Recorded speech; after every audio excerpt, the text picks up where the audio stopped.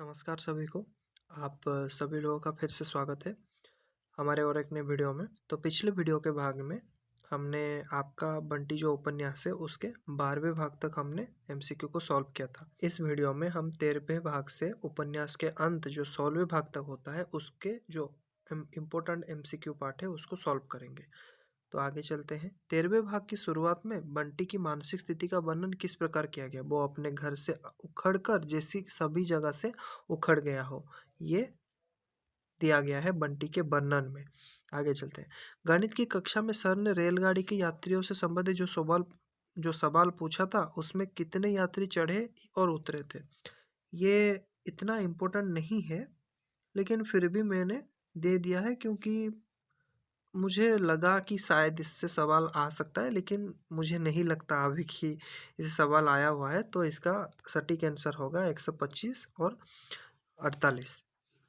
और फिर से 56 चढ़ते हैं। स्कूल से लौटने पर बंटी ने अपने कमरे में क्या नई वस्तु देखी? एक नया खिलौना, अलमारी, दीवार के सहारे रखी गई नई मेज, एक नया कालीन। तो वो एक मेज को देखता है। आगे चलते हैं। बंटी ने नई मेज पर बैठकर पढ़ने के बजाय कहाँ बैठकर पढ़ने का निर्णय लिया? नीचे बैठकर, कोने के जमीन के कोने में। बंटी का मेज पर ना पढ़कर जानबूझकर जमीन पर बैठना उसके किस भाव को प्रकट करता है? उसके जमीन पर बैठना पसंद था, उसे मम्मी को परेशान और दुखी करने करके बदला लेना चाहता था। वो मेज से डरता था, वो अपनी गरीबी दिखाना चाहता था। तो वो मम्मी को परेशान और दुखी करके बदला लेना चाहता था। और इसी बात से जो रिवेंज का पार्ट होता है ना, बात से बंटी का इसी स्वभाव से ही शकुन डरती थी। इसी कारण वो बंटी के रूप में कभी-कभी अजय को भी देखती थी। बंटी ने मम्मी की गैर मौजूदगी में उनके कमरे में जाकर क्या किया? पैसे चुराए, मेज की दराज खोली और कौतूहल से कमरे की चीजों को देखा। बिस्तर पर सो गया, खिड़की से बाहर झांका तो अंदर जाकर मेज की दराज खोली और कौतूहल से कमरे की हर चीजों को देखता रहा। जब डॉक्टर जोशी ने बंटी से मेज पसंद आने के बारे में पूछा तो बंटी की क्या प्रतिक्रिया थी? उसने कहा बहुत अच्छी है। वो बहुत चुप रहा। वो रोने लगा। उसने मेज तोड़ दी तो वो चुपचाप रहा। कुछ उत्तर उसने नहीं दिया। बंटी की जीत को देखकर डॉक्टर जोशी ने मेज के बारे में क्या अंतिम फैसला सुनाया? मेज को अम्मी को दे देंगे, मेज कल ही वापस भिजवा देंगे, बंटी को मेज पर ही बैठना होगा, मेज को तोड़ देंगे तो मेज को वापस भिजवा देंगे, ये निर्णय लिया। छत पर मूंगफली खाते हुए बंटी ने जोत से किसके बारे में पूछा? डॉक्टर जोशी के बारे में, जोत की मम्मी की यादों के बारे में, स्कूल के बारे में या फिर अपने पापा के बारे में? तो वो जोत की मम्मी की यादों के बारे में जोत से पूछता है, क्योंकि जोत ही थी घर में जिसके साथ वो घुल मिल सकता था। जोत ने बंटी को छुट्टियां में कहाँ चलने के लिए कहा? कलकत्ता, मसूरी, इलाहाबाद, चाची अम्मी के पास और दिल्ली। तो इलाहाबाद जाने का सलाह दिया। डॉक्टर जोशी ने बंटी को खुश करने के लिए शाम को कितने बजे लंबी ड्राइव पर ले जाने का वादा किया था? तो शाम को 6 बजे लंबी ड्राइव पर ले जाने का वादा किया था। डॉक्टर जोशी नियत समय पर बंटी को घुमाने क्यों नहीं ले जा सके? क्योंकि उनकी कार खराब हो गई थी, उन्हें अस्पताल में काम था। वर्मा साहब को हार्ट अटैक आया था और वे रास्ता भूल गए थे। तो वर्मा साहब को हार्ट अटैक आया था, इसी कारण वो नहीं ले जा सके। डॉक्टर साहब के ना आने पर बंटी ने गुस्से में अपनी अलमारी से क्या किया? एक एक खिलौना और कपड़ा निकालकर कमरे में फेंक दिया। बंटी ने गुस्से में रंगों के डिब्बों के साथ क्या किया? उसे फेंक दिया और जिससे शीशियां टूट गई और रंग बिखर गए फर्श पर। बंटी ने हार्ट अटैक को क्या अर्थ निकाला? कि दिल की बीमारी, सिपाहियों द्वारा बंदूक लेकर किया गया हमला, एक प्रकार जादू, डॉक्टर की छुट्टी। तो वो सिपाहियों द्वारा बंदूक लेकर किया गया हमला उस अर्थ को निकालता है हार्ट अटैक को। विद्रोह करने के बाद बंटी घर से भागकर कहाँ पहुंच गया? स्कूल, टीटू के घर, अपने पुराने घर के फाटक पर, स्टेशन पर। तो अपने पुराने घर के फाटक पर पहुंच गया। पुराने घर में बदहवास हालत में मिलने पर शकुन ने बंटी को क्या सजा सुनाई? उसे कमरे में बंद कर दिया, उसे खाना नहीं दिया, उसे उसके पापा के पास कलकत्ता भेजने का निर्णय लिया, उसे स्कूल से निकाल दिया। तो अंत में शकुन इसी भाग में बंटी को अपने पापा के पास भेज देने का निर्णय लेती है। 14वें भाग की शुरुआत में बंटी की मानसिक स्थिति का वर्णन किस प्रकार किया गया है? वो पहले से अधिक विद्रोही हो गया है, बहुत उत्साहित खुश है, उसके बाहर और भीतर का सब कुछ सहम गया हो, सहम गया है और वो अपनी मम्मी से बहुत अधिक बातें करता है, तो उसके बाहर और भीतर सब कुछ जैसे सहम गया है। मम्मी ने बंटी की अलमारी में से कपड़े नीचे दबे हुए कोने से कागजात ढूंढ निकाले थे। कौन से कागजात ढूंढ निकाले थे? पापा के नाम पर लिखे गए अधूरे पत्र, जो वो मम्मी को परेशान करने के लिए सोचकर, उनसे बदला लेने के लिए सोचकर लिखता है पापा को, वो पत्र अधूरा रह जाता है। उसी पत्र पत्र को वो बरामद करती है। पापा को स्टेशन लेने के लिए बंटी किसके साथ गया था? मम्मी के साथ, डॉक्टर जोशी के साथ, वो अकेला गया था बंसीलाल के साथ? तो डॉक्टर जोशी के साथ गया था। स्टेशन पर बंटी को देखते ही पापा ने क्या प्रतिक्रिया दी? उसने बंटी को डांटा, बंटी से हाथ मिलाए, उसने बंटी को गोद में उठा लिया और ढेर सारे किस्सू दिए। वो बंटी को पहचान नहीं सके, तो बंटी को गोद में उठाकर ढेर सारे किस्सू दिए। स्टेशन पर पापा को डॉक्टर जोशी की कोठी पर चलने के लिए किसने विशेष आग्रह किया था? केवल बंटी ने, डॉक्टर जोशी ने, मम्मी ने, टीटू ने? तो डॉक्टर जोशी ने आग्रह किया था। जब पापा शाम को कोठी पर चाय के लिए आए, तब मम्मी ने उन्हें किस तरह नमस्ते किया? बहुत आत्मीयता और प्यार से, रोते हुए उससे गले लगकर, जैसे किसी अजनबी को नमस्ते कर रही हो। उन्होंने नमस्ते नहीं किया, तो मम्मी ने जैसे किसी अजनबी को नमस्ते कर रही हो उस तरह किया। चाय की मेज पर बैठते समय पापा की नजरें बंटी पर किस तरह जमी हुई थी? उपेक्षा के भाव से, लापरवाही के साथ, बहुत घूर घूर कर देख रहे थे, गुस्से के साथ? तो पापा जैसे बंटी को बहुत घूर घूर कर देख रहे थे। आगे चलते हैं। जब पापा ने बंटी से गोद में बैठाकर पूछा कि वो कोलकाता चलेगा, तो बंटी ने मम्मी की ओर देखते हुए क्या किया कि जरूर चलूंगा और मैं यहाँ बिल्कुल नहीं रहूंगा, मम्मी से बदला लेने के कोशिश में, ये वो बोलता है। बंटी के जाने की खबर सुनकर जोत ने उससे क्या प्रश्न पूछा? क्या तू मुझे अपनी बंदूक दे देगा? क्या तू कल पापा के साथ कलकत्ता जा रहा है?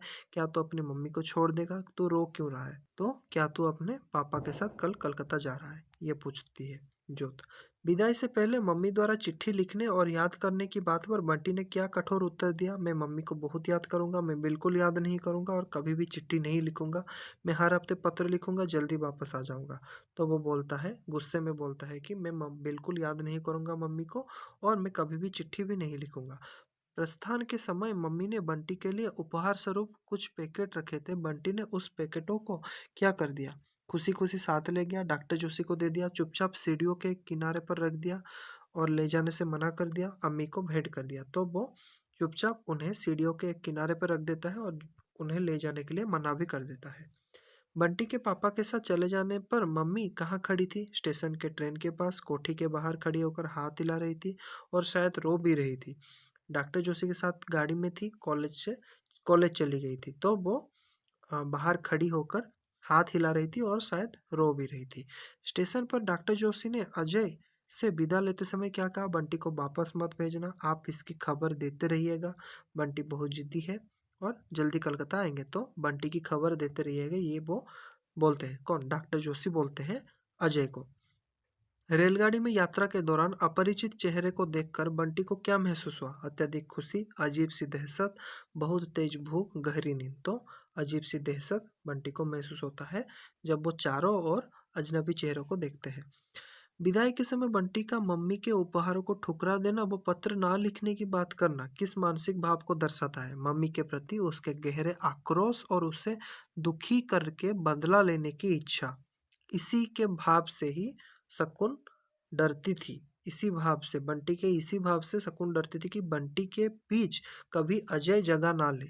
लेकिन धीरे धीरे परिस्थिति ने यह करवा दिया था कि बंटी के बीच अजय जगह ले लेता है, या फिर अजय के जो प्रकृति है वो जगह ले लेता है। हावड़ा स्टेशन पर उतरने के बाद भीड़ में अपरिचित जगह को देखकर बंटी ने क्या किया? वो कसकर पापा की उंगली पकड़ लेता है। 15वें भाग में डॉक्टर जोशी ने जस्टिफिकेशन जो वर्ड बोला था उसके बारे में क्या कहा? जस्टिफिकेशन प्यार की निशानी है। जस्टिफिकेशन से सच सामने आता है। जहाँ जस्टिफिकेशन होता है वहाँ गिल्ट या अपराध होता है। ये आसान से हो जाएगा, ऊपर भी मैंने बताया है वहाँ पे। शकुन ने बंटी को अजय के साथ भेजने का फैसला अंततः क्यों किया? बंटी अपनी माँ की नई जिंदगी में रुकावट बन रहा था, क्योंकि उसे अजय से बहुत पैसा चाहिए था, जोशी ने उसे घर से निकाल दिया था, बंटी हॉस्टल जाना चाहता था। इसका आंसर हो जाएगा आंसर नंबर ए, क्योंकि बंटी अपनी माँ की नई जिंदगी में रुकावट बन रहा था। कहीं ना कहीं किसी ना किसी प्रकार से वो रुकावटें पैदा कर रहा था। स्टेशन से बंटी को विदा करके लौटने के बाद डॉक्टर जसी ने शकुन से सबसे पहले क्या मांगा? ठंडा पानी, बंटी की चिट्ठी, ताज़ा अखबार या फिर चाय? तो जब आके वो चाय मांगते थे। ये इतना इम्पोर्टेंट नहीं है, फिर भी आपको छोटी छोटी चीज़ें याद रखना चाहिए। बंटी के चले जाने के बाद चाय की मेज पर क्या स्थिति थी? सब लोग बहुत रो रहे थे। बंटी की कुर्सी खाली थी। मेज पर बंटी का सामान बिखरा था। डॉक्टर जस्सी बंटी को याद कर रहे थे। तो याद रखिए, बंटी की कुर्सी जो था, यहाँ पे चाय की मेज बोल सकते हैं या फिर खाने की मेज भी बोल सकते हैं। तो बंटी की कुर्सी खाली थी, जो शकुन देखती है बाद में, नोटिस करती है। जोत और अम्मी ने चाय पीते समय डॉक्टर जोशी से किस चीज़ की मांग की? नए खिलौने, नए साइकिल, ज्योमेट्री बॉक्स या फिर कहानी की किताब? तो ज्योमेट्री बॉक्स की वहाँ पे मांग करते हैं जोत और अम्मी दोनों। आगे चलते हैं। स्टेशन से लौटने के बाद डॉक्टर जोशी ने मौसम के बारे में क्या टिप्पणी दी? पसीने से नहाने वाला मौसम आने वाला है। यहाँ पे ये याद रखिए। शकुन ने महसूस किया कि बंटी उसकी जिंदगी में क्या नहीं बन सका, जिसके कारण उसे काटना पड़ा। एक अच्छा छात्र, बेटा, समझदार बेटा, अजय का वारिस, एक सेतु या फिर पुल? तो याद रखिए, वो उसके जीवन के लिए एक पुल नहीं बन सका, पुल या सेतु नहीं बन सका, इसीलिए उसे, शकुन को, बंटी को काटना पड़ा। बंसीलाल की बहू ने बंटी के बारे में क्या अपमानजनक फुसफुसाहट की थी? दहेज में यहीं लेकर आई है, ये बच्चा बहुत जिद्दी है, इसके पापा कलकत्ता में रहते हैं, ये किसका बच्चा है? बंसीलाल की बहू ने वहां पे बंटी के बारे में बोला था कि दहेज में यही लेकर आई है। शकुन ने शकुन के अनुसार लोग कन्फेंस या फिर स्वीकारोक्ति क्यों नहीं करते? सजा से डरते हैं, सच नहीं जानते, नजरों से बेगुनाह बने रहने और गुनाह दूसरों पर डालने के लिए अजय ने उन्हें मना किया था। तो याद रखें, ये नज़रों में बेगुनाह बने रहने और गुनाह दूसरों पर डालने के लिए ये करते हैं, कॉन्फ्रेंस कर नहीं करते। बंटी के व्यवहार के बारे में डॉक्टर जोशी का क्या मानना था? क्योंकि वो एक प्रॉब्लम चाइल्ड था, पहले भी मैंने बता दिया था, फिर भी आपको याद रखना है। एबनॉर्मल यहाँ पे लिखा हुआ है, ये थोड़ा गलत हो गया है, यहाँ पे एबनॉर्मल लिखा हुआ है, असामान्य। अजय ने बंटी को साथ रखने के प्रस्ताव के बारे में क्या पत्र लिखा? वो बंटी को जबरदस्ती ले जाएगा, वो शकुन से कभी नहीं मिलेगा, वो शकुन और डॉक्टर जोशी के राय के बिना कुछ नहीं करेगा, बंटी को हॉस्टल हो गया। तो याद रखिए, अजय शकुन और डॉक्टर जोशी के राय के बिना कुछ भी नहीं करेगा, ये उसने बता दिया था, या फिर अंदेशा भी दे दिया था कि वो कुछ नहीं कर सकता। अजय द्वारा बंटी को कलकत्ता ले जाने के बारे में पूछने पर बंटी ने क्या उत्तर दिया? मैं जरूर जाऊंगा। यहाँ पे ये आंसर हो जाएगा, जरूर जाऊंगा मैं। शकुन को बंटी के जाने के बाद किस वस्तु को देखकर दुख हुआ जो वहीं छोड़ गया था? पेंटिंग और रंग का ब्रश, बंदूक, पुरानी मेज या फिर किताबें? तो याद रखिए, जाने के बाद वो अपने पेंटिंग के रंग और ब्रश वहीं पे छोड़ गया था, जिसके साथ वो ज़्यादा मतलब एडिक्टेड था। एडिक्टेड मतलब ज़्यादा उसका लगाव था पेंटिंग के साथ। बंटी के जाने के बाद शकुन ने अम्मी और जोत को क्या पढ़ाना शुरू किया? भूगोल, इतिहास, विज्ञान या फिर ग्रामर? तो याद रखिए, वो ग्रामर पढ़ाती है वहाँ पे। किसको? अम्मी और जोत को। शकुन ने महसूस किया कि अजय बंटी को क्यों ले गया है? अपने अहंग या फिर ईगो को सहलाने, शकुन को मानसिक प्रताड़ना देने के लिए ले गया। और वो उपन्यास के लगभग हर एक भाग में यही इसी मतलब विरोधाजनक जो भावना है उसके मन में हमेशा रहती है। शकुन का अम्मी को गोद में लेना, अम्मी का सकपका जाना क्या दर्शाता है? तो बंटी को याद करते करते बंटी की कमी को जबरदस्ती भरने का प्रयास करता है, अम्मी के साथ उसका स्वाभाविक जुड़ाव का अभाव का। जो अगर वो उसका अम्मी के साथ इतना जुड़ाव होता, तो अम्मी इतनी तेजी से उसके गोद में से उतर नहीं जाता। यही दर्शाता है यहाँ पे। भाग के अंत में दो सबल बाहों के बीच किन नन्ही बाहों के मसल जाने का संकेत है? तो यहाँ देखिए, बंटी के बाहें, नन्ही बाहों बंटी को बता रहे हैं, दो सबल बाहों डॉक्टर जोशी को बता रहे हैं, और नन्ही बाहों के रूप में शकुन का भाव को यहाँ पे दिखाया गया है। आगे चलते हैं। अंतिम भाग, 16वें भाग की शुरुआत में बंटी को अपने शरीर के भीतर किन अंगों के उग जाने का एहसास होता है? तो यहाँ दो आंखें और कई कान। कलकत्ता पहुंचते हुए बंटी को पता चलता है कि पापा अब एलिंगन रोड के बजाय कहाँ रहते हैं? Park Street, Chowringhee Street, Howrah Road या फिर साल्ट लेक? तो चौरंगी स्ट्रीट में रहते थे उसके पापा। पता चलता है। कलकत्ता के घर में बंटी का परिचय जिस छोटे भाई के से कराया जाता है उसका नाम क्या है? उसका नाम है चीनू। कलकत्ता के घर के बारे में बंटी की क्या प्रतिक्रिया थी? बहुत बड़ा आलीशान था, बहुत बड़ा बगीचा था, छोटा सा घर था जिसमें खुली जगह नहीं थी और मम्मी के पुराने घर जैसा था। तो एक छोटा घर था जिसमें खुली जगह कतई नहीं थी। स्कूल में एडमिशन के समय जब सर ने पूछा व्हाट इज योर फादर, तो बंटी ने क्या जवाब दिया? My mummy is principal.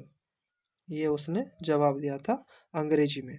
Bunty Calcutta के स्कूल में एडमिशन के टेस्ट में क्यों नहीं सफल हो पाया? पढ़ना नहीं चाहता, घबराहट और अंग्रेजी के कमजोर स्तर के कारण, और बीमार था, पापा ने उसे टेस्ट देने मना किया था। तो घबराहट और अंग्रेजी के कमजोर स्तर के कारण। पापा अजय ने बंटी को मीरा को क्या कहकर पुकारने के लिए कहा? छोटी मम्मी पुकारने के लिए कहा था। कलकत्ता के घर में भी बंटी के साथ कौन सी शर्मनाक घटना दोबारा हुई? वहां पे वो फिर से बिस्तर गीला कर दिया, फिर सुसु कर दिया। रात में बंटी ने पापा के कमरे के पास अंधेरे में एक लाल तारे जैसा क्या चमकते देखा? दीपक की लो, पापा की सिगरेट का सिरा, जादुई शीशी, चोर की टॉफी, टॉर्च, टॉफी तो नहीं टॉर्च, तो पापा की सिगरेट की सिरा उसने देखी। पापा और मीरा ने बंटी की प्रॉब्लम का अंतिम समाधान क्या निकाला? उसे वापस शकुन के पास भेजना, बोर्डिंग स्कूल भेजना, कलकत्ता के ही किसी डे स्कूल में रखना, या फिर उसे काम पर लगा देना। तो याद रखिए, उसे बोर्डिंग स्कूल भेजना चाहते हैं, डे स्कूल नहीं होगा यहाँ पे, कंफ्यूज मत होइएगा। हॉस्टल के सामान की खरीदारी के लिए पापा और बंटी किस बाजार में गए थे? गरियाहाट मार्केट, बड़ा बाजार, न्यू मार्केट, या फिर अलिंगन रोड मार्केट? तो याद रखिए यहाँ पे न्यू मार्केट गए थे दोनों। कलकत्ता की सड़कों पर जुलूस के दौरान बंटी ने कौन सा बंगाली नारा सुना? आमी तोमाके भालोबासी, जय बांग्ला, चलबे ना, इनकलाब जिंदाबाद। तो उसने नारा सुना था चलबे ना चलबे ना।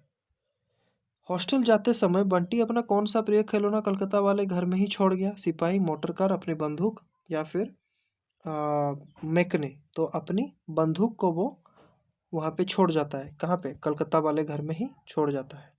हॉस्टल की रेल यात्रा के दौरान बंटी ने सपने में जिस सफेद दाढ़ी वाले साधु को देखा, हकीकत में कौन था? स्टेशन मास्टर, पापा, वकील चाचा, एक असली साधु? तो वो सपने में अपने ही पापा को देखता है, सफेद दाढ़ी वाला साधु। हॉस्टल की ओर बढ़ती ट्रेन में बंटी का रोना और चेहरे का गड़बड़ या फिर धुंधला हो जाना उपन्यास के किस अंत की ओर संकेत करता है? बंटी के व्यक्तित्व का बिखर जाना। अब पढ़ेंगे तो बंटी का खुशहाल शुरुआत नहीं हुआ था। मम्मी और पापा का फिर से मिल जाना, ये भी नहीं हुआ था। पढ़ाई में सफलता नहीं हुआ था। बंटी के सफल व्यक्तित्व का बिखर जाना और पहचान खो देना, इसीलिए उसका चेहरा धुंधला हो जाता है उसके सपने में। पापा द्वारा बंटी को हॉबी के रूप में बागवानी और पेंटिंग लेने की सलाह देना बंटी को कैसा लगा? बहुत खुशी हुई। उसे लगा कि पापा उसे अपनी पुरानी यादों से काट रहे हैं, उसे समझ नहीं आया और सब कुछ घुल मिल गया। या फिर वो बहुत उत्साहित था। याद रखिए, वो उसे समझ में नहीं आया उस समय और सब कुछ वहाँ पे घुल मिल सा गया। कलकत्ता में बंटी ने मैजिक देखने के लिए कौन सी जगह की सैर की थी? चिड़ियाघर, प्लानिटोरियम, विक्टोरिया मेमोरियल, या फिर हावड़ा ब्रिज? तो याद रखिए, उसने प्लानिटोरियम जो तारामंडल का लिए होता है देखने के लिए, वहाँ पे उसने सैर किया था। तो ये था आज का जो वीडियो। इस भाग के साथ आपका बंटी जो उपन्यास है उसका सारा जो एमसीक्यू है मैंने जो बनाया था आप लोगों के लिए वो ख़त्म होता है। इसके बाद से हम जो निबंध के सेक्शन में कुछ बाकी है और कहानी के सेक्शन में भी 2-3 बाकी है, उसको कंप्लीट करेंगे। और फिर पद्य विभाग, ग्रामर, सब कुछ मैंने बना के रखा हुआ है, एक एक करके सब मैं अपलोड करूँगा। अच्छे से पढ़ते रहिए। हॉस्टल में बहुत ही मतलब कन्फ्यूजिंग सा क्वेश्चन आया था, तो आप उम्मीद करके चलिए कि आगे भी ऐसा क्वेश्चन आएगा। अगर ज़्यादा तकलीफ वाले क्वेश्चन के लिए आप कन्फ्यूजिंग वाले क्वेश्चन के लिए आप अभी से तैयार नहीं होंगे, तो फिर आपको भगवान ही बचाए। इसीलिए मेरा सलाह मानिए कि अभी से पढ़ना शुरू कीजिए, डीप नॉलेज रखिए सभी चीज़ों का, तभी आप सफल हो पाएंगे। इतने में रहता हूँ। धन्यवाद सभी को।